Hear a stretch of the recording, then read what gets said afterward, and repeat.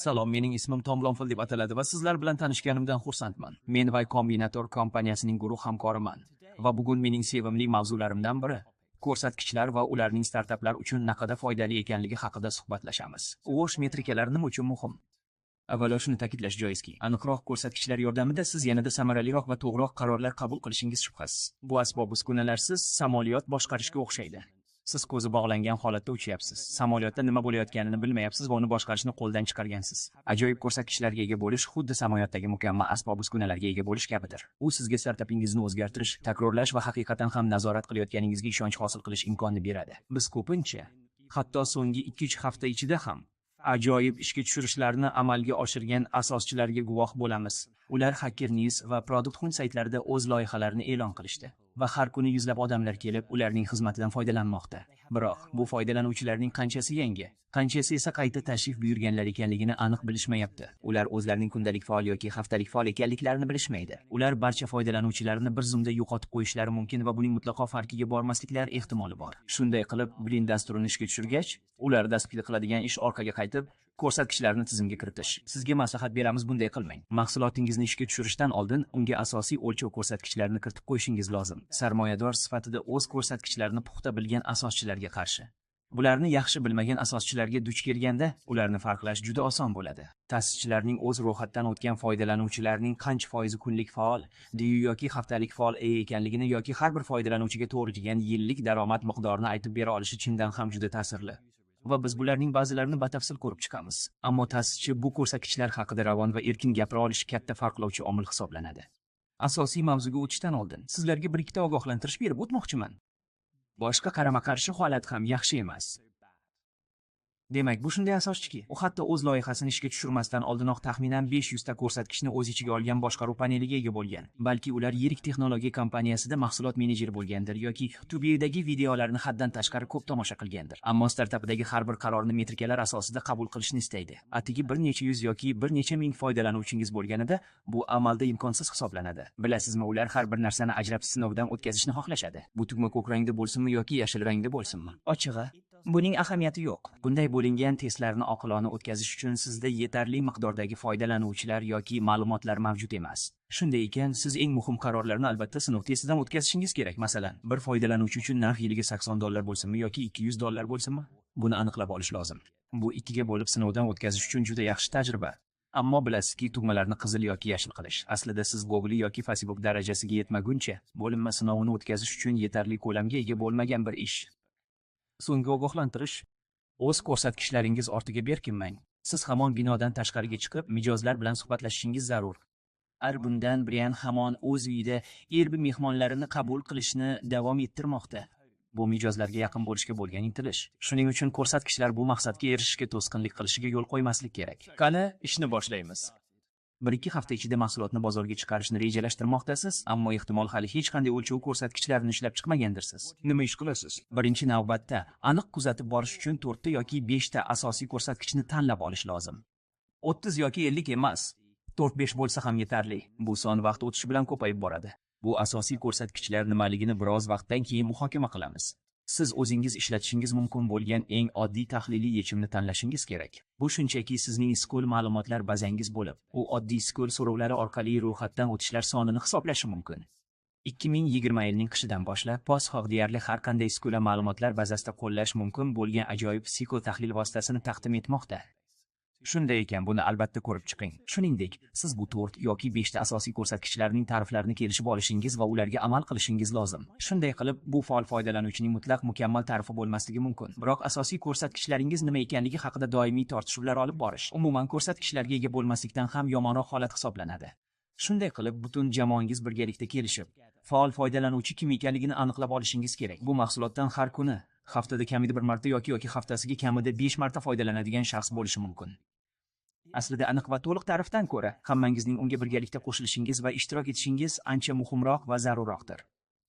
Men shunday ko'p kelishmovchiliklarni eslayman. Marketing jamoasi biz sizga shu oyda 2500 ta yangi mijoz yo'natib yubordik desa, savdo jamoasi yo'q. Ular malakali mijozlar emas edi deb e'tiroz bildirardi. Ular bizning mezonlarimizga to'g'ri kelmaydi va bu ichki kelishmovchilik ko'rsatkichlar Muhokama qilinadigan yig'ilishlarning samaradorligini butunlay yo'qqa chiqaradi. Shunday ekan, siz barcha kelishgan, yozma ravishda belgilangan markazlashtirilgan o'lchov birliklari ta'riflariga ega bo'lishingiz juda muhim. Aytaylik, siz loyihangizni ishga tushirdingiz, lekin ehtimol natijalar siz umid qilganchalik yaxshi chiqmadi. Haftalik faol foydalanuvchilar soni siz dastlab kutganchalik yuqori emas. Bunday vaziyatda asoschilarga boshqa ko'rsatkichni tanlash yoki mavjud ko'rsatkichlarning ta'rifini o'zgartirish juda jozibali tuyuladi. Shunday ekan, haftalik faollik o'rniga oylik faollikka e'tibor qarataylik, chunki bu raqam biroz yaxshiroq ko'rinadi. Ochig'ini aytganda, bu vaziyatda o'zingizni o'zingiz aldayapsiz xolos. Vaqt o'tishi bilan o'z ko'rsatkichingiz ta'rifini bir xil saqlash juda muhimdir, chunki shundagina yaxshilanayotganingizni yoki yo'qligini aniqlay olasiz. Shuning uchun turli kompaniyalar o'rtasidagi ko'rsatkichlarni taqqoslash juda mushkul vazifa hisoblanadi. Ta'riflar shunchaki turlicha bo'ladi. Shunday qilib, avvalgi kompaniyam Monzoda haftalik faol foydalanuvchi haftada kamida bir marta moliyaviy operatsiya bajaradigan shaxs hisoblanardi.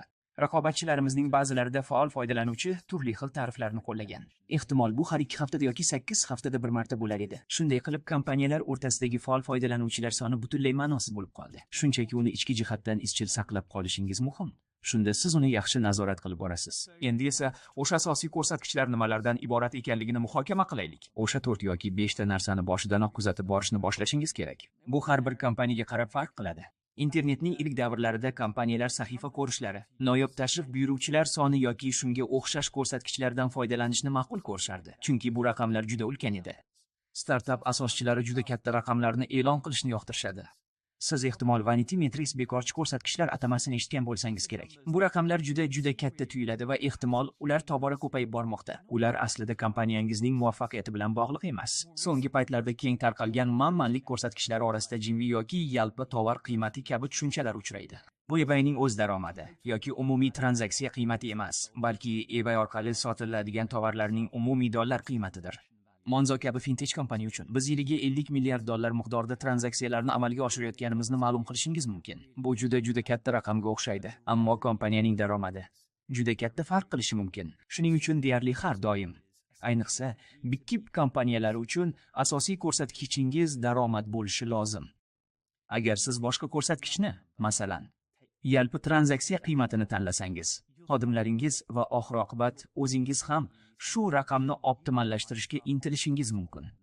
Bir necha avvalgi davrlarda Yaqin Sharqdagi Neobank bilan hamkorlik qildim. Ular yalpi tranzaksiya qiymatini hisobotda ko'rsatishdi va bundan juda mamnun edilar. Ular har bir guruh maslahatlashuv soatlariga kelishardi va ularning umumiy tranzaksiya hajmi har 2 haftada 50% ga o'sib borardi. Bu juda yaxshi ko'rinardi va biz chuqurroqqa kirganimizda ular ancha yirik mijozlarni jalb qilayotgani ma'lum bo'ldi. Bu mijozlarning tranzaksiya qiymati yuqori edi, ammo kompaniya ularga platformada operatsiyalarni amalga oshirish uchun katta miqdorda keshbek va chegirmalar taqdim etayotgan ekan.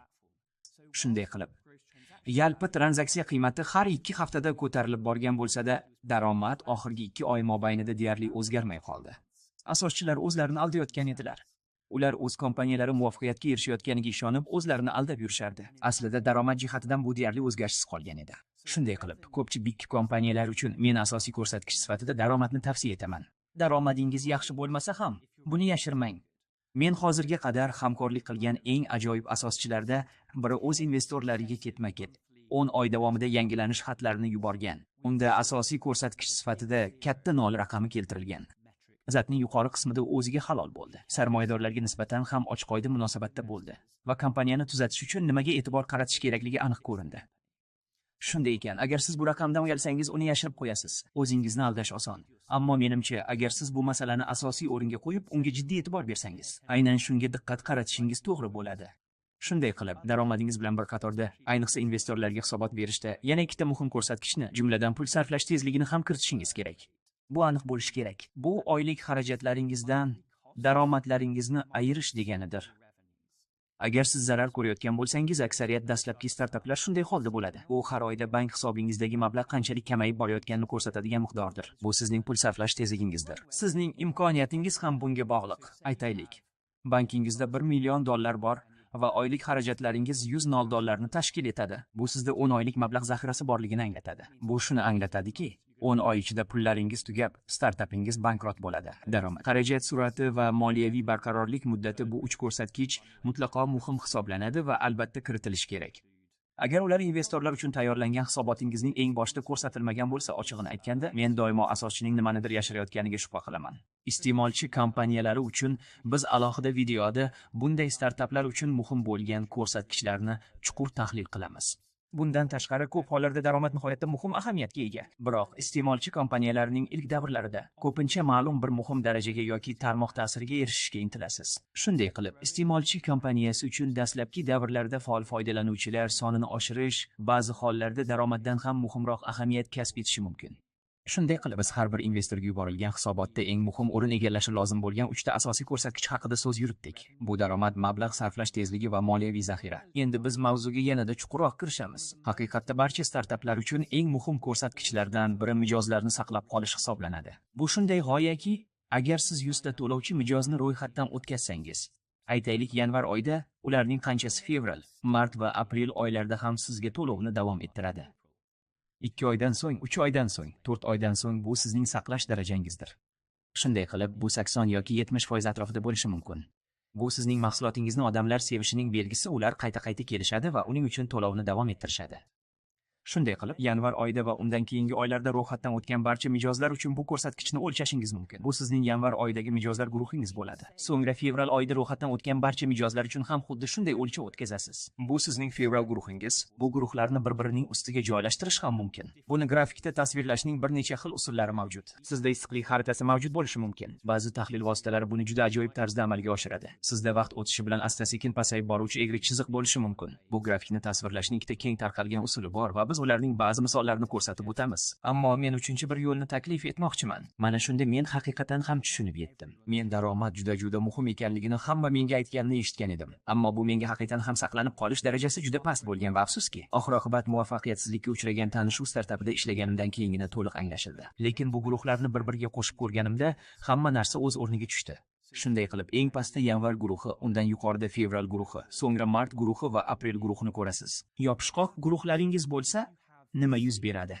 Agar sizning mijozlarni saqlab qolish darajangiz juda yuqori bo'lsa, ya'ni 80-90 yoki 100% ga yetsa, bu guruhlar vaqt o'tishi bilan barqaror qolib, siz asta-sekin qatlamli to'r kabi mijozlar bazasini shakllantira boshlaysiz. Shunday ekan, 2-3 yildan keyin o'nlab oylik guruhlar bir-biriga qo'shilib ketsa, qanday holat yuzaga kelishini tasavvur qilishingiz mumkin.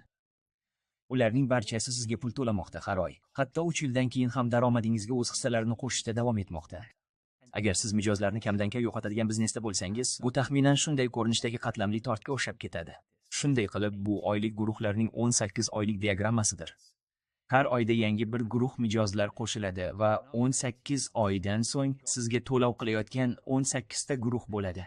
Bu xuddi mening birinchi kompaniyam Gokartles kabi edi. Bu Stripe'ga juda o'xshash, muntazam to'lovlarni amalga oshiruvchi kompaniya edi. Bunday kompaniyalarda odamlar to'lov tizimini bir marta joriy qilib, uni har oy o'zgartirishni unchalik xohlamaydilar. Bu ancha kuch talab qiladigan ish. Shunday qilib, mijozlar juda sadoqatli va doimiy bo'lib qolishadi. Gokartles jamoasi 18 oylik ishdan so'ng bir oyga ta'tilga ketganida ham kompaniya daromadi deyarli o'zgarmay qolishini tasavvur qilishingiz mumkin. Go'zallik sanoati aslida daromadni oshirmoqda. Shunday qilib, agar ishga tushirish paytida yanvar oyida ro'yxatdan o'tgan mijozlar kompaniya bilan birga o'sib borsa, ular to'lov tizimi sifatida Gokartles yoki Stripe xizmatlaridan foydalanishadi. Ular 2 va 3 yillarda savdo hajmini ko'paytirib, o'z bizneslarini o'stirmoqdalar. Stripe yoki Gokartles kompaniyalarining daromadi ham amalda ko'payadi. Shunday qilib, jamoa ehtimol ta'tilga chiqadi yoki ro'yxatdan o'tadi. Yangi mijozlar qabul qilinmaydi. Korxona daromadi hamon o'sishda davom etmoqda. Bu yuqori daromadli biznesning go'zalligi ana shunda. Bu xuddi pastdan doimo o'sib borayotgandek tuyuladi. Siz daromadning qatlam ustiga qatlam qo'shib borasiz va oxir-oqibat to'xtatib bo'lmaydigan kuchga aylanasiz. Lekin bu faqat sizning saqlash darajangiz ma'lum bir nuqtada barqarorlashgandagina yuz beradi. Agar bu parchalanish egriliklari ma'lum bir nuqtada tekislansa, ularning yuqori nuqtadan ko'ra istalgan nuqtada tekislanishi deyarli ahamiyatga ega. Bilasizmi? Men yuqori saqlab qolish darajasi ustida tekislanadigan 20% lik saqlab qolishni qo'llayman. Boshida buni olga tushadi. Chunki agar siz yanvar oyida 100 kishini ro'yxatdan o'tkazsangiz, u 3 yoki 6 oyga kelib ularning barchasi xizmatni to'xtatsa va to'lovni bekor qilsa, siz butunlay boshqacha natijaga duch kelasiz. Bu vaqt o'tishi bilan asta-sekin o'sib boradigan yoqimli tekis qatlamli tortga o'xshamaydi. Agar barcha mijozlaringiz sizni tark etsa, holatingiz shunday bo'ladi. Shunday qilib, siz 1-oyda ro'yxatdan o'tgan mijozlarning 3-oyga kelib deyarli yo'qolib ketganini ko'rishingiz mumkin. Keling, 6-oyga sakrab o'tamiz. 9 yoki 10 oyga kelib ularning hammasi ketib bo'lishgan. Shunday qilib, Siz oymay ishonchli va barqaror qatlamlarni yaratish o'rniga aslida teshik chelakni to'ldirishga urinib ovora bo'lasiz. Siz chelakning tepasiga suv quyayotganingizda, u chelakdan xuddi to'ldirayotgan tezligingizda oqib chiqmoqda. Buni imkonsiz vazifa deb tasavvur qilishingiz mumkin. Shunday qilib, agar biznesingizda mijozlarni saqlab qolish darajasi nolga tushsa, siz tabiiy chegaraga yetib borasiz. Bu chegarada o'tgan oyda yo'qotgan mijozlaringizni to'ldirish uchun bor kuchingiz bilan ishlashga majbur bo'lasiz. Bunday katta biznesni barpo etish nihoyatda mushkul va mashaqqatli jarayon. Bu juda befoyda ma'nosiz harakat ekan. Shunday qilib, biz Bigkeep startaplari uchun mijozlarni umumiy saqlab qolish ko'rsatkichi haqida so'zlashdik. Odamlar ko'pincha mijozlarning yillik xarajatlarini saqlab qolish ko'rsatkichi haqida gapiradi. Bu asosan Bigkeep SaaS kompaniyalarida qo'llaniladigan mijozlarni saqlab qolishni hisoblashning murakkab usuli xolos. Keling, bir misol ko'rib chiqaylik. Biz yaqinda sun'iy intellektga asoslangan mijozlarga xizmat ko'rsatish chatbotini ishga tushirdik. Bu hozirda juda ommalashgan yo'nalish. Aytaylik, birinchi oy yanvarda 10 ta to'lovchi mijozni jalb qildik va ularning har biri oyiga $10,000 to'lamoqda. Shunday qilib, har bir 10 ming hisobida siz oylik takrorlanuvchi daromadingizni 100 ming darajasiga yetkazgan bo'lasiz. Yaxshi tuyuladi, shunday emasmi? Keling, bir yil oldinga boraylik va shu keyingi oylarning har birida siz yanada ko'proq mijozlarni ro'yxatdan o'tkazgan bo'lasiz. Hozircha ularga e'tibor qilmaylik. Yanvar oyida ro'yxatdan o'tkazgan dastlabki 10 ta mijozingizga alohida e'tibor bering. Lekin 12 oydan keyin ehtimol o'sha mijozlarning ikkitasi yil davomida shartnomalarni bekor qilgandir. Shunday qilib, bu guruhdan oladigan oylik daromadimiz $80,000 gacha tushib qoldi. Lekin siz 3 ta mijozga qo'shimcha mahsulot sotishga ham erishdingiz. Ehtimol siz yangi imkoniyatlarni taqdim etgansiz yoki ular bu xizmatdan ko'proq foydalanishayotgandir. Natijada $10,000 to'lash o'rniga har bir mijoz $20,000 to'layapti. Ehtimol siz matli suhbat qilish bilan bir qatorda telefon orqali ham suhbatlashasiz. Shunday qilib, bu $30,000 miqdoridagi qo'shimcha daromad bo'ladi. Shunday qilib, biz 20 tani yo'qotib 30 tani qo'lga kiritdik. Shunday qilib, yanvar oyidagi guruhdan oylik daromad sof $10,000 yoki jami $110,000 ni tashkil etadi. Shuning uchun u sof dollar saqlanishi deb ataladi. Bu siz yo'qotgan miqdordan siz qo'lga kiritgan miqdorni ayirib tashlagandan qolgan summadir. Shunday qilib, birinchi yilning yanvarida $100,000 daromad qilgan guruh bir yil o'tgach, ikkinchi yilning yanvarida $110,000 daromadga erishmoqda. Bu 110% mutlaqo sof va toza dollar pulining xavfsiz saqlanib turishiga to'liq teng keladi. Shunday qilib, dollarning sof saqlanish darajasi 100% dan yuqori bo'lsa, bu sizning mijozlar guruhlari vaqt o'tishi bilan o'sib borayotganini bildiradi. Agar sizning sof dollar saqlab qolish ko'rsatkichingiz 100 dan past bo'lsa, vaqt o'tishi bilan mijozlaringiz soni qisqarib bormoqda. Biz gaplashgan teshik chelaklarni to'ldirish uchun voronkaga ko'proq suv quyishingiz kerak. Va aynan shu narsa Stripe, GoCardless, PayPal kabi juda yopishqoq bizneslarni eksponensial o'sishga olib keladi. U har oyda yangi mijozlarni jalb qilmoqda. Shu bilan birga mavjud mijozlarning ham o'sishiga erishmoqda va bu sizga eksponensial o'sish egri chizig'ini hosil qiladi. Bu juda ham ajoyib zo'r. Mezon sifatida har qanday boshlang'ich bosqichdagi Bigkeep SaaS kompaniyasi sof dollar saqlanish darajasini 100% dan ham ancha yuqori bo'lishiga e'tibor qaratishi lozim. Buning bir necha sabablari bor. Avvalo, siz mahsulotingizni birinchi bor taqdim etganingizda, ehtimol uning narxini juda past belgilagan bo'lishingiz mumkin. Shunday qilib, siz dastlabki mijozlaringizdan oyiga $10,000 so'rashingiz mumkin. Siz mahsulotni 20 yoki $30,000 ga sotish mumkinligini juda tez anglab yetasiz. Ikkinchidan, siz doimiy ravishda yangi xususiyatlarni qo'shib borasiz. Ehtimol siz mahsulotingizni takomillashtiryapsiz. Bu esa uni yanada jozibador qiladi va natijada mijozlar ko'proq pul to'lashga tayyor bo'lishadi. Uchinchidan, vaqt o'tgan sari sotish va qo'shimcha mahsulotlarni taklif qilish ko'nikmalaringizni ham yaxshilab borishingiz lozim. Bu borada yaxshilamayotgan bo'lsangiz g'alati bo'lardi. Shu uch sababga ko'ra, boshlang'ich bosqichdagi Bigkeep startaplari uchun sof dollar saqlanish darajasi 125% ni tashkil etishi lozim. 150% bo'lsa ajoyib bo'lardi. Xuddi shu qatordagi yetuk kompaniyalarga nisbatan ham ancha yuqori. 110-120 bu ancha yuqori sof dollar saqlab qolish ko'rsatkichi hisoblanadi. Agar sizning sof dollar saqlanish darajangiz 100 dan past bo'lsa, ayniqsa korxonalarga yo'naltirilgan Bigkeep SaaS uchun bu nimanidir noto'g'ri ekanligini ko'rsatadi. Siz mijozlarni yo'qotyapsiz. Ular bu mahsulotni yaxshi ko'rishmaydi. Men bunga sarmoya kiritib mijozlar bilan gaplashib, ularning nima uchun ketib qolayotganini aniqlashtirgan bo'lardim. Shunchaki yangi mijozlarni oxirgi bosqichga ko'proq jalb qilishga urinishdan ko'ra, bu muammoni hal qilishga e'tibor qaratardim. Misol uchun, Bigkeep SaaS kompaniyalari uchun savdo va marketingga sarmoya kiritish, ayniqsa sof dollar saqlash darajasi mutlaqo muhim hisoblanadi. Albatta mayli demak. Bigkeep ko'rsatkichlari bo'yicha ikkinchi chuqur tahlilimiz yalpi foyda marjasiga qaratilgan bo'lib, bu iste'molchi kompaniyalariga ham taalluqlidir. Yalpi marja bu mijozlardan olingan pul, ya'ni daromadingiz minus sotilgan mahsulotlar tannarxi hisoblanadi. Shunday qilib, o'zingizni oziq-ovqat do'koni egasi deb tasavvur qilsangiz bo'ladi. Bu holatda eng aniq misol, siz buterbrodlar sotayotgan bo'lardingiz. Sotilgan mahsulot tannarxi non, sariyog' va buterbrod ichidagi masalliqlarning qiymatidan tashkil topadi. Bu sotilgan tovarlarning tannarxi. Dasturiy ta'minot kompaniyasi uchun har bir mijoz bilan bog'liq yoki qo'shimcha mijozlar soni ortishi bilan o'zgaradigan har qanday xarajat hisoblanadi. Keling, oldingi keltirilgan misolimizga qaytib o'taylik. Biz asosidagi mijozlarga xizmat ko'rsatish botini ishga tushirgan edik va siz ehtimol uning asosiy modelini quvvatlantirish uchun OpenAI yoki Anthropic kabi tizimlardan foydalanayotgan bo'lsangiz kerak. Shunday qilib, siz OpenAI, Anthropic yoki boshqa kompaniyalarga to'laydigan xarajatlar va kreditlar. Bu sizning mahsulot tannarxingizni tashkil etadi. Bitkip SaaS kompaniyalari uchun biz bu mavzu haqida ilgari ko'p gapirmasdik. Chunki mahsulot tannarxi juda past darajada edi. Sof dasturiy ta'minot uchun bu sizning AES hisob-kitobingiz, tarmoq o'tkazuvchanlik to'lovingiz yoki shunga o'xshash boshqa xarajatlar bo'lishi mumkin edi. Bu juda oddiy. Shunday qilib, o'tmishda Sof Bitkip SaaS kompaniyalarining yalpi foyda marjasi 95% gacha yetgan bo'lishi mumkin. Bilasizmi, siz $100 dasturiy ta'minot sotganingizda uning tannarxi atigi $5 bo'ladi. Shuning uchun odamlar buni juda yuqori daromadli deb o'ylashadi. Bugungi kunda dasturiy ta'minot tobora ko'proq sohalarni qamrab olayotgani sababli yalpi foyda marjasi muhimroq ahamiyat kasb etib bormoqda. Shunday qilib, bugungi kunda sun'iy intellekt kompaniyalari uchun OpenAI, Anthropic yoki boshqa tashkilotlarga asosiy model uchun to'lanadigan summa yalpi foyda miqdorini belgilaydigan juda muhim xarajat hisoblanadi. Aytgancha, bepul kredit olayotganingiz bu xarajat yo'q degan emas. Bu xarajat baribir mavjud bo'ladi. Bu shunchaki siz buni vaqtinchalik yashirayotganingizni bildiradi. Shunday qilib, OpenAI kreditlari ortiga yashirinib, o'zlarining ulkan foyda marjalariga ega ekanliklarini da'vo qilayotgan kompaniyalarni bu kreditlar tugashi bilan yoqimsiz hayrat kutmoqda. Shuning uchun ham amaliy faoliyatga asoslangan bizneslar boshqarish juda murakkab hisoblanadi.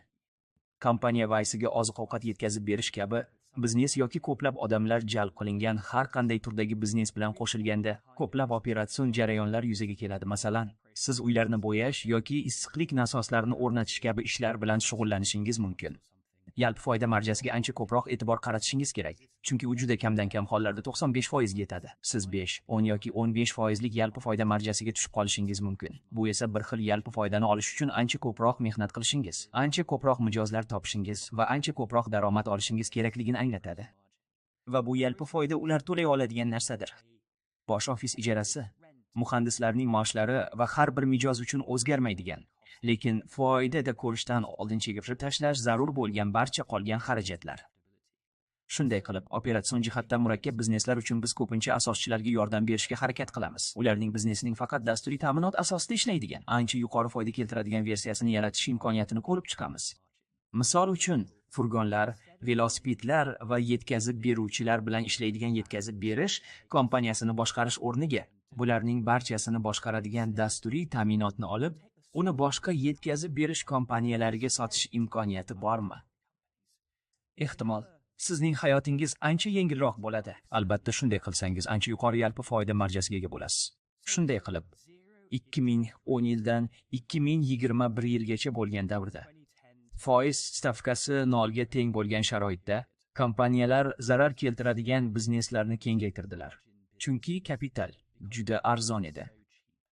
Mashhur misolda Uber aynan shunday qilgan edi. Ular moliyaviy mablag'lardan qurol sifatida foydalanishdi. Shunday qilib, ular dastlab salbiy yalpi foyda keltirayotgan bu korxonalarni o'z qo'llariga olishdi. Bu shuni anglatadiki, ular aslida $10 xizmat ko'rsatmoqda, ammo undan faqat $9 undirmoqda. Har bir buyurtmadan zarar ko'rib, tarmoq ta'siri yoki burilish nuqtasiga erishishga intilmoqda. Ma'lumki, Uber uchun ma'lum bir shaharda haydovchilarning muayyan soni va zichligi hamda yo'lovchilarning yetarli miqdori bo'lishi g'ildirakni aylantirib yuboradi.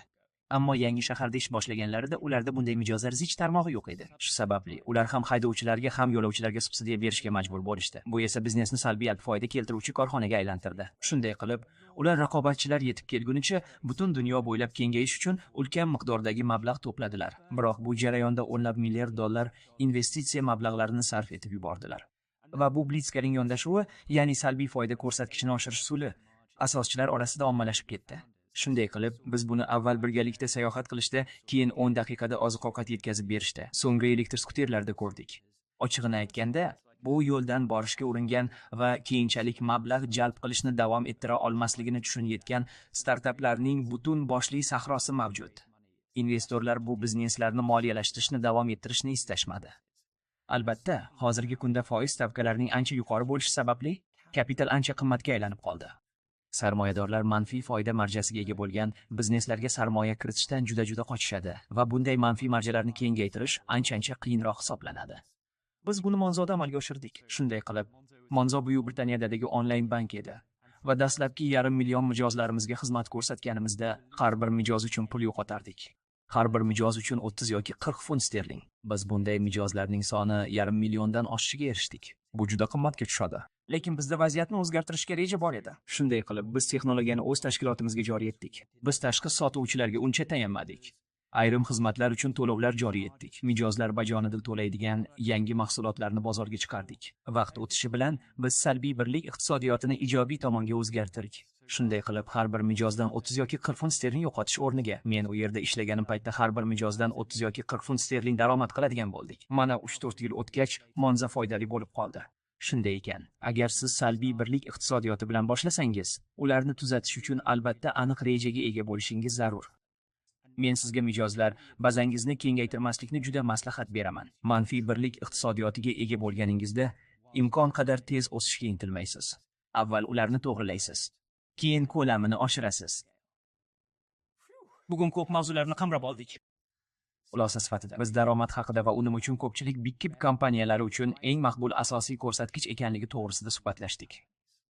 So'ng biz mijozlarni saqlab qolish va uning murakkab ko'rinishi sof dollar saqlab qolish haqida hamda Big Kip startaplari uchun sof dollar saqlab qolish ko'rsatkichining 100% dan yuqori bo'lishi nima uchun bu qadar muhimligini muhokama qildik. Biz yalpi foyda bilan yakunlaymiz va salbiy yalpi foydaga ega bizneslarni kengaytirishning nima uchun juda muhim emasligini tushuntiramiz. Oxirgi mulohazalarim bilan so'zimni yakunlayman. Ishga tushirishdan avval 4 yoki 5 ta asosiy ko'rsatkichlaringizni kuzatayotganingizga amin bo'ling.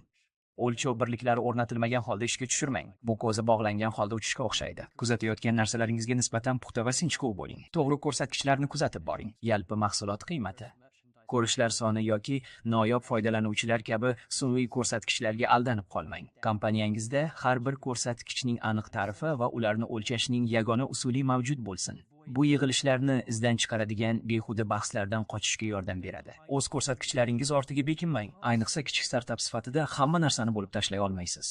Shuningdek, bu qarorlarning ko'pchiligi foydalanuvchilar bilan muloqot qilish va o'z mahsulotingiz haqidagi ichki sezgingizdan foydalanish orqali qabul qilinishi kerak. Siz hamon binodan tashqariga chiqib, mijozlar bilan muloqot qilishingiz zarur. Bu juda ham muhim. Shunday qilib, umid qilamanki, bu sizning startapingizni boshqarishda yordam beradi. Ko'rsatkichlarning to'g'ri uyg'unligi, mijozlar bilan suhbatlashish va mahsulot haqidagi ichki his. Bu 3 omil muhim ahamiyatga ega.